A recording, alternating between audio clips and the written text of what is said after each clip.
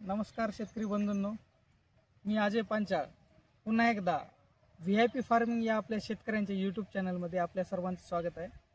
शेतकरी मित्र हो, आता हळद लागवड करून बरेचसे दिवस झाले। बऱ्याच शेतकऱ्यांचे म्हणजे सर्वच शेतकऱ्यांची आता उगवण पण फार चांगली झालेली आहे। आणि आजचा महत्त्वाचा मुद्दा असा आहे की हळद उगवण झाल्यानंतर हळदीचा कोणता डोस आपण टाकला पाहिजे, हळदीला कोणता खताचा डोस दिला पाहिजे, याबद्दल आपल्याला यावेळेस सविस्तर माहिती द्यायची आहे। शेतकरी बंधूंनो, आपला जो हा व्हिडिओ आहे हा थोडासा मोठा होऊ शकतो, कारण आपल्याला सर्वच बाबी समजून घेऊन त्यावर डोस द्यायचा आहे। म्हणजे आपल्याला आपण निवडलेली जमीन कोणत्या प्रकारची आहे, चुनखडीयुक्त आहे का, त्यानंतर अखंड काळीची जमीन आहे का मुरमाड हलकं रान आहे का, या प्रकारचं थोडंसं ध्यानात घेऊन त्यानुसार आपल्याला एक खताचे डोस द्यायचे आहे। तर या अनुषंगाने थोडा लॉंग होईल, पण तुम्हाला एक नाही कोणतीच शंका राहणार नाही मनामध्ये, हे मात्र मी ग्वाही देतो।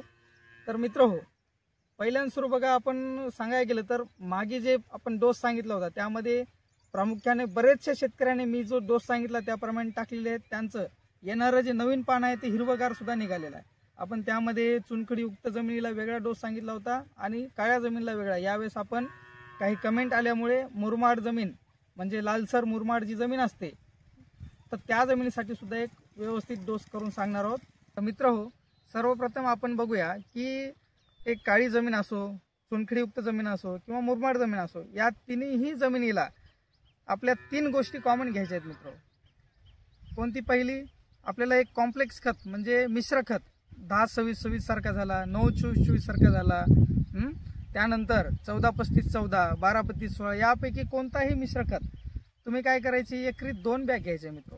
2 बॅग घेतल्यानंतर काय आहे, तो जो डोस असतो तो डोस आहे का नाही, एक क्विंटलाच्या म्हणजे 100 किलो मागीच त्याचं 10% नत्र, 26% स्फुरद आणि 26% पालाश या प्रमाणात बनवलेला असतो। त्यामुळे तुम्ही काय करायचे आहे, एकरी 2 बॅगा ते घ्यायचे आहे, कंपल्सरी आहे मित्र। प्रत्येक जण घ्या ते 2 बॅगा, 10-26 असो का इतर कोणताही कॉम्प्लेक्स खत असो, 2 बॅगा घ्यायच्या आहेत। माझ्या मतानं तरी तुम्ही काय करा, 10-26 भेटला 10-26, नाहीतर 14-35-14 हा खत निवडा, आणि त्यानंतर जर भेटला तो पण भेटला नाही तर 12-32-16 हा खत तुम्ही निवडा।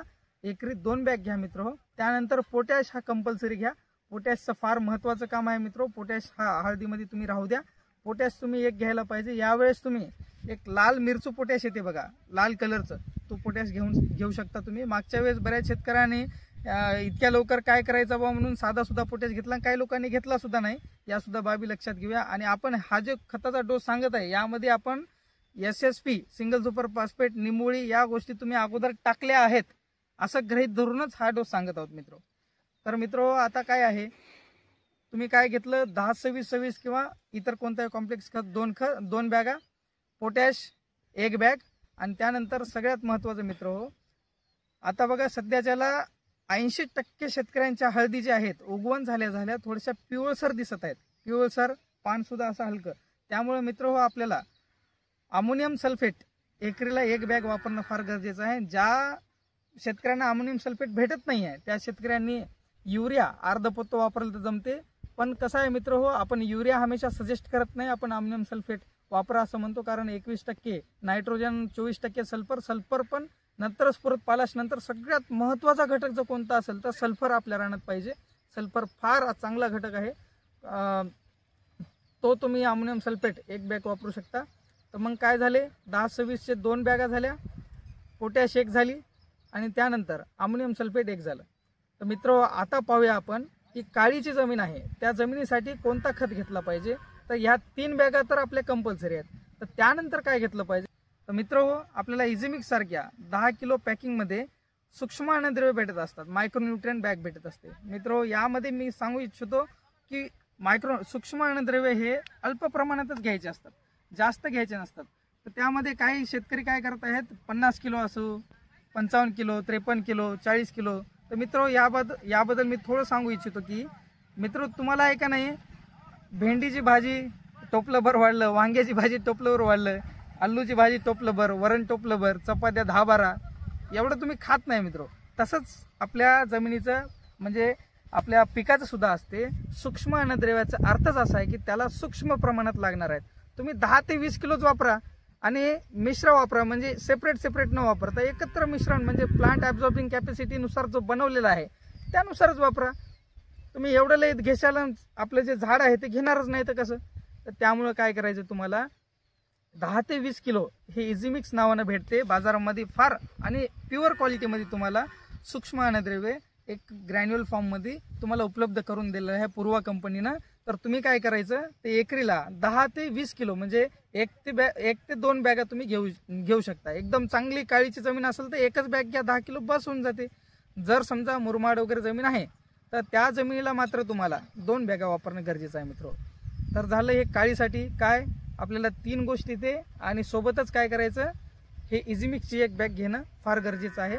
मित्र हो, या सगळ्या बाबी लक्षात घ्या. काळ्या जमिनीला म्हणजे जास्त काय आपल्याला झटायची गरज नसते, एकदम कसदार जमीन असते ती आणि उत्तम निचऱ्याची असल्यामुळं हळद सुद्धा एकदम नंबर 1 असते. आपल्याला खरा प्रॉब्लेम कुठे येते की चुनखडीयुक्त जमिनीमध्ये आणि मुरमाड जमिनीमध्ये. मुरमाड जमिनीमध्ये कसं आहे मित्र, ऑर्गॅनिक कार्बनचं प्रमाण थोडं कमी असते, त्यामुळं आपल्याला सीविड असलेलं त्यानंतर ह्युमिक असलेलं फुलविक असलेलं एखादी बॅग घेणं फार गरजेची असते. त्यामुळं आपण काय करत असतो PC ग्रॅन्युअल नावानं एक आपली बाजारामध्ये उपलब्ध आहे. त्यामध्ये 5 घटक वेगवेगळे येतात मित्र. सीविड झालं, ह्युमिक, फुलविक, करंजी, सीविड या बऱ्याचशा गोष्टी अशा एकत्र गोष्टी दिल्यात आणि त्यामुळं काय आहे तुमचं ऑर्गॅनिकचं प्रमाण म्हणजे जमिनीचं जे कस आहे ते वाढते, जमिनीमधलं जे ऑर्गॅनिकचं प्रमाण ते वाढते आणि शेणखताला आपण याला उत्तम पर्याय सुद्धा म्हणू शकतो. तुम्हाला एक त्या लेवलची ताकद तरी देऊन म्हणजे प्रदान करते. त्यामुळे तुम्हाला एक नाही ही गोष्ट टाकणं फार गरजेचं आहे ते मुरमाड जमिनीमध्ये. आणि जमलं तर जर तुमच्या रानामध्ये पान पिवळसर होऊन जर पारदर्शी होत असेल मित्र, म्हणजे पारदर्शी होऊन लालसरपणा येऊन नंतर मग करपत असेल तर मित्र त्याला सिलिकॉन सुद्धा टाकणं फार गरजेचं असते. ते पण फार मोठ्या प्रमाणात टाकायचं नाही, 10 किलो बस झालं मित्र. सिलिकॉनची एक बॅग तुम्ही ऍड करू शकता त्यात. तर तुम्हाला एक नाही व्यवस्थित लिस्ट करून मी स्क्रीनवर ठेवतो. तुम्ही स्क्रीनवर काय करायची हे बघायची आणि त्याप्रमाणे स्क्रीनशॉट मारून बाजारात ते उपलब्ध आहेत का बघायचं आणि 101% बाजारात बऱ्याचशा ठिकाणी तुम्हाला उपलब्ध होऊन जाईल. आणि त्यानंतर आता सगळ्यात महत्त्वाचं चुनखडीयुक्त जमिनीत काय करायचं मित्र. आता तुम्ही बघू शकता ही जी जमीन आहे ही चुनखडीयुक्त जमीन आहे मित्र. आता बघा हे चुनखडे याचे कसे दिलेत. आता यामुळं काय प्रॉब्लेम होतोय की बघा हे निघणारं जे पान आहे हे सुद्धा आपलं पिवळसर दिसत आहे, बरोबर आहे का नाही. तर मग याला काय करायचं आहे मित्र चुनखडीयुक्त जमिनीला खर्च लागतो म्हणजे लागतो. तुम्हाला उत्पन्न जर आणायचं असेल चुनखडीयुक्त जमिनीमध्ये तर थोडंसं खर्च करणं गरजेचं आहे मित्र. जर तुम्ही करणार नाही खर्च तर तुम्हाला 101% यावर एक नाही झटका बसते. आणि तुम्हाला जर तुम्ही 30-35 सारखं 40 सारखं उत्पन्न काढायचा प्रयत्न केला कितीही केला तरी तुम्हाला एक नाही तुम्हाला 25-20 मध्येच येऊन बसावं लागते. त्यामुळे काय थोडंसं तुम्हाला चुनखडीयुक्त जमिनीमध्ये शेणखताचा वापर जरा जास्त करावा लागते आणि अशा म्हणजे आपल्याला फेरसयुक्त सल्फेटयुक्त म्हणजे सूक्ष्म अन्नद्रव्यांचा वापर वारंवार करावा लागते. त्यामुळे तुम्ही या गोष्टी लक्षात घ्या आणि आपला हा चुनखडीयुक्त जमिनीवर असा डोस वापरा की जेणेकरून तुमची हळद जी आहे म्हणजे एकदम ताकदीनं वाढेल आणि ते म्हणजे खचणार नाही. याप्रमाणे तुम्ही जरा लक्ष घ्या. तर मित्र यामध्ये तुम्हाला 10-26-2 पोटॅश 1 आणि अमोनियम सल्फेट 1 त्यानंतरच लगे आपल्याला इझीमिक्स सारखी जी मायक्रोन्यूट्रियनची बॅग आहे ते एकरी 2 म्हणजे 10 किलोच्या 2 असं 20 किलो आणि पीसी ग्रॅन्युअल 1 किलो आणि सिलिकॉन हे आपल्याला जवळपास 10 किलो देणं गरजेचं आहे. ते सिलिकॉनमध्ये प्रोसिल ही बॅग तुम्ही घेऊ शकता, फार सुंदर रिझल्ट आहेत त्याचे. आणि तुम्हाला यासोबतच मॅग्नेशियम सल्फेटची एक बॅग वापरणं फार गरजेचं आहे. तर अशा प्रकारे तुम्ही डोस तयार करून तुम्ही टाकू शकता. तसेच जर बाजारामध्ये तुम्हाला एक अल्प प्रमाणात जर मायक्रोन्यूट्रियन अवेलेबल नसेल तर तुम्ही चुनखडीयुक्त जमिनीमध्ये फेरस सल्फेट 10 किलो किंवा त्यासोबतच झिंक सल्फेट 10 किलो सुद्धा वापरू शकता. त्याचा सुद्धा फार सुंदर रिझल्ट येते. तर या गोष्टी थोडंसं लक्षात घेऊन तुम्ही डोस तयार करा. आणि मित्र हे जे आपल्याला खत टाकायचं आहे हा खत तुम्हाला मस्तपैकी असं पेरून टाकायचं आहे. म्हणजे आपल्याला पेरून जर टाकला किंवा आपल्याला वरून टाकून नंतर मग माती लावून घ्या. म्हणजे एका माती जेव्हा लावायचे थोडं थांबून माती लावा. म्हणजे काय खत टाकून माती लावल्याच्या नंतर एकतर ते खत माती आडबी होऊन जाईल आणि तुम्हाला पुन्हा एकदा मातीसाठी म्हणजे लावायची काही गरज पडणार नाही. आणि हा जो डोस आहे तो पूर्णपणे हळद उगवून झाल्यावरच घ्या मित्र अगोदर घेऊ नका. कारण नवीनच निघणारे जे आपले पोंगे आहेत त्याच्यावर जेव्हा आपण खत टाकून मातीत टाकता तर ते बारीक बारीक पोंगे सुद्धा मोडून जातात. त्यामुळे थोडंसं चांगल्यापैकी हळदीची उगवण झाल्यावर हा डोस घ्या.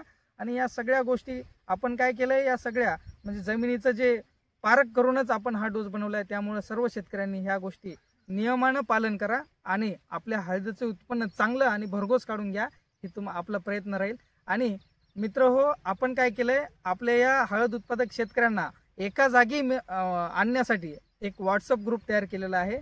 तुम्हाला याचं जे आपलं स्कॅनर आहे ते मी एका कोपऱ्यात टाकून देतो स्क्रीनवर। तुम्ही काय करायचं, मस्त त्याला स्कॅन करायचं, स्कॅन करून जॉईन होऊन जायचं। या ग्रुपमध्ये तुम्हाला वारंवार हळदीचं जे आहे माहिती ते तुम्हाला अपडेट देत राहीन आणि बऱ्याचशा गोष्टी ज्या की अशा इंटरेस्टेड आहेत त्या गोष्टी तुम्हाला समजत जातील। नक्कीच काही ना काहीतरी शिकायला भेटेल। तर यामुळे तुम्ही त्या ग्रुपला सुद्धा जॉईन होऊन जा आणि आपल्या यूट्यूब चॅनलला नक्की सबस्क्राईब करा, कारण आपण असेच नवीन नवीन व्हिडिओ हळदीवर आणत आहोत आणि हळदीचं शेवटपर्यंत नियोजन आपण या यूट्यूब चॅनलवर देण्याचा प्रयत्न करत आहोत। धन्यवाद।